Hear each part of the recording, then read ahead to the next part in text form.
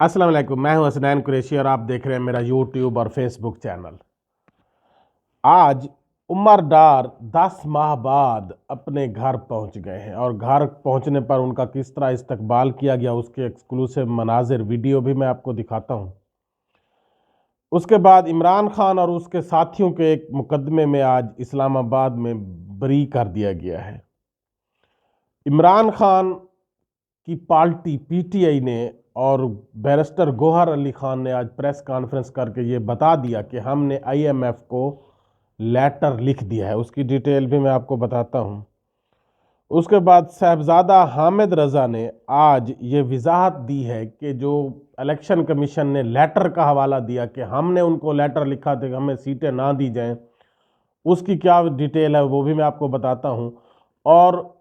कामरान टसूरी साहब की एक ऑडियो लीक हुई है मुस्तफ़ा कमाल के बाद, और कामरान टसूरी साहब उसमें क्या कह रहे हैं उसकी डिटेल भी मैं आपको बताता हूँ। इन सब की डिटेल से पहले आप दोस्तों ये गुजारिश है कि मेरे चैनल को सब्सक्राइब करें, लाइक करें, शेयर करें, शुक्रिया। आज उमर डार कुछ देर पहले 10 माह अपने घर से बाहर रहने के बाद, पहले तो वो घर से छुपे हुए थे, लेकिन फिर अब 61 दिन हो गए हैं वो कैद में थे, गिरफ्तार थे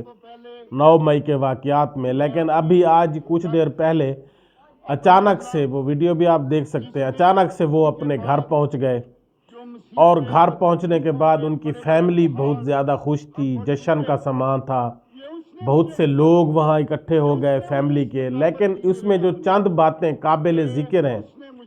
उसमें एक तो यह है कि उमर डार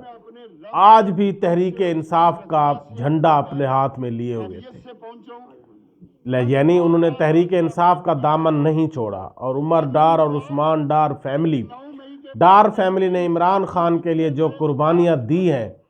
वो हमेशा याद रखी जाएगी। पीटीआई के लिए इस ख़ानदान ने जितनी कुर्बानियां दी हैं,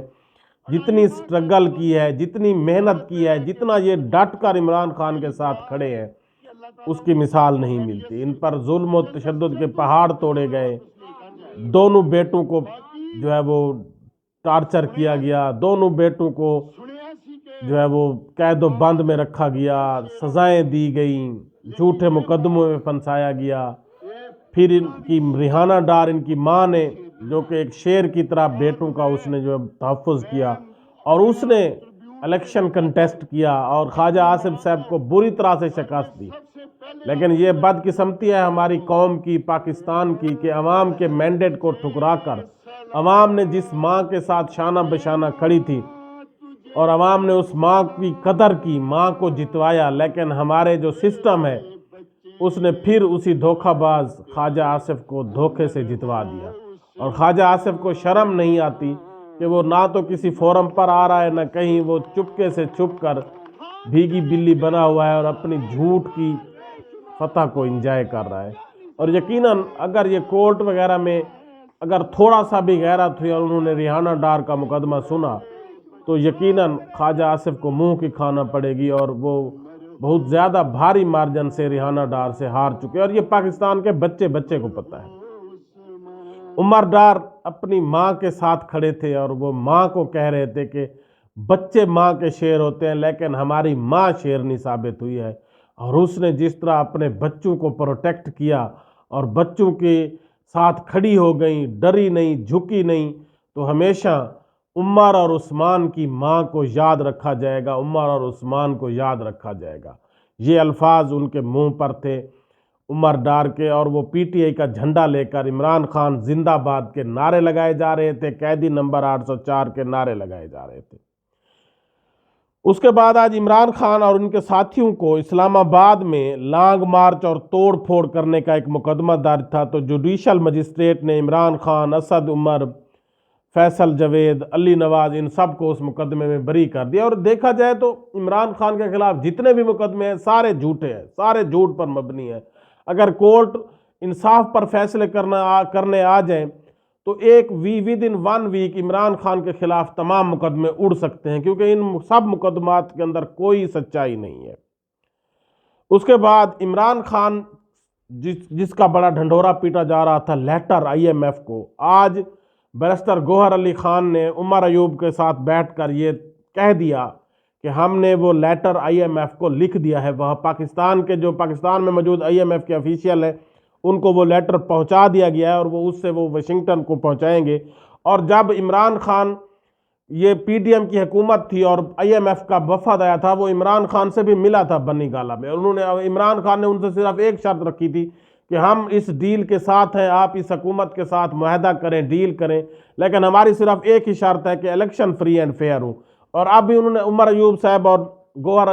علی خان نے یہی کہا کہ ہم نے آئی ایم ایف کو یہی لکھا ہے کہ ہم بھی چاہتے ہیں پاکستان کی اکانومی مضبوط ہو، پاکستان کو لون ملے، لیکن جو فری اینڈ فیئر الیکشن کی شرط رکھی گئی تھی، آپ ضرور اس کا آڈٹ کرائیں کہ کیا پاکستان میں جو وسیع پیمانے پر دھاندلی کی گئی ہے اس کو آپ جو ہے ضرور انویسٹیگیٹ کریں، اور جو آپ نے وعدہ کیا تھا فری اینڈ فیئر الیکشن کا اس کو پورا کریں۔ پاکستان کی اکانومی ہم بھی چاہتے ہیں مضبوط ہو اور ضرور مضبوط ہو، لیکن آپ نے جو وعدہ کیا تھا فری اینڈ فیئر الیکشن کا وہ ضرور پورا کریں۔ اس کے بعد جو صاحبزادہ حامد رضا نے آج کہا کہ جو یہ الیکشن کمیشن کہہ رہا ہے کہ ہم نے 5% جو سیٹیں تھیں ہماری اقلیتوں کی، ہم نے اس سے ویدڈرا کیا ہے، ہم نے کوئی ویدڈرا نہیں کیا تھا۔ الیکشن کمیشن نے تمام جماعتوں کو لیٹر لکھا تھا کہ آپ اپنی ٹوٹل جنرل سیٹ کا الیکشن کنٹیسٹ کرنے کا 5% خواتین کو دیں گے، اور ہم نے چونکہ ہم نے کوئی لڑے نہیں ہے الیکشن، تو ہم نے صرف یہی کہا کہ ہم جنرل الیکشن لڑے نہیں ہیں، لہذا جنرل الیکشن پر جو ہماری 5% خواتین کا حصہ تھا وہ ہم نے نہیں دیا، نہ ہی ہم نے کنٹیسٹ کیا ہے، وہ ہم نہیں دے سکتے، ہم نے لڑا ہی نہیں ہے، ہمارا نہ ہم نے لڑا ہے نہ ہماری خواتین نے لڑا ہے، لہذا وہ جو 5% ریزرو کوٹے کا ہے وہ کہیں ذکر نہیں ہے، صاحبزادہ حامد رضا نے کہا۔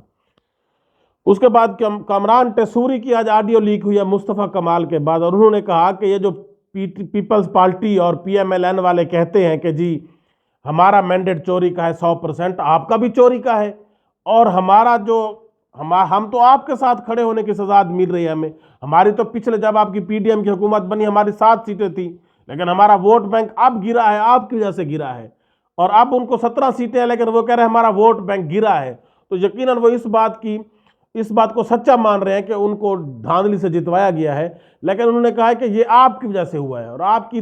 دھاندلی بھی سب کو پتا ہے کہ دھاندلی آپ کے ساتھ بھی ہوئی ہے، آپ کے حصے میں بھی آئی ہے، ہمارے حصے میں بھی آئی ہے، صرف یہ نہیں کہ ہمارے حصے میں آئی ہے، اور اب اگر آپ وزیر اعظم شپ لے رہے ہیں، پریزیڈنٹ شپ لے رہے ہیں، تو ہمارا بھی گورنرشپ کا حق بنتا ہے، ہماری بھی چاند وزارتوں کا حق بنتا ہے، کیونکہ اس دھاندلی میں ہم سب لوگ شامل ہیں، صرف ایم کیو ایم کو اس میں بدنام نہ کیا جائے، اگر ایکسٹرا سیٹیں دی گئی ہیں صرف ایم کیو ایم کو نہیں سب کو دی گئی ہیں۔